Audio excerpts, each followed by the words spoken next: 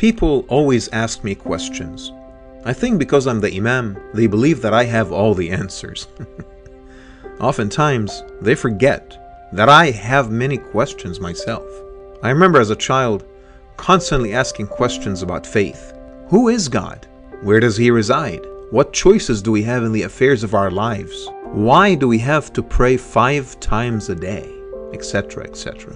I mean, these are the questions that plague the minds of all people, right? But it's not just the questions that have always amazed me, as much as the responses. You ask anyone today, and especially in the Muslim community, what is prayer, and why do we have to do it?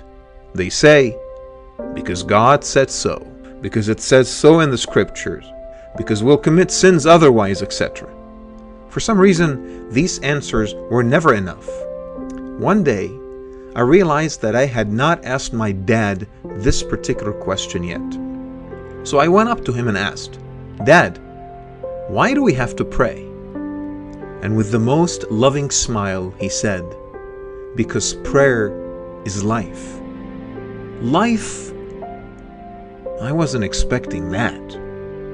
I wanted to inquire more, but my respect for him prevented me from seeking further explanations. I kind of just logged it away.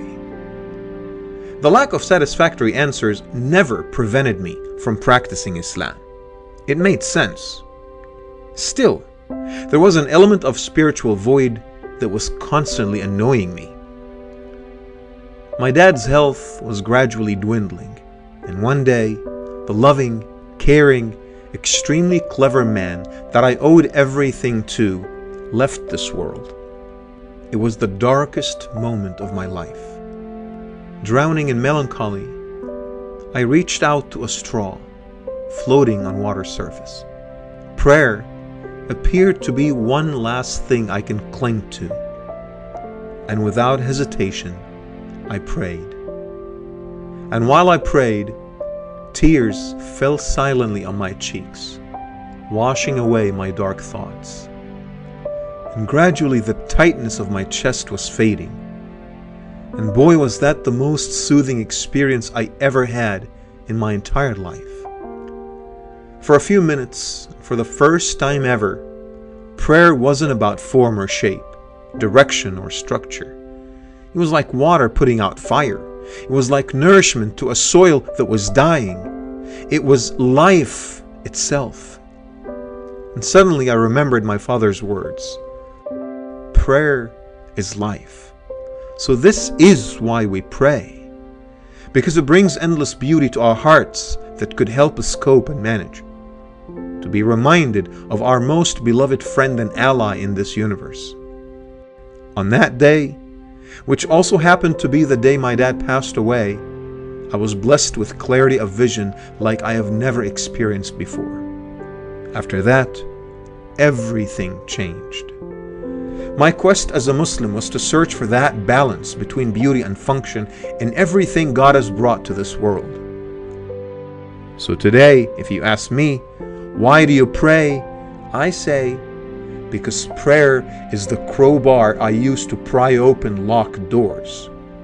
Because prayer is the brush I use to paint beauty around me. Because prayer is how I communicate with my Lord and my beloved. Prayer is life.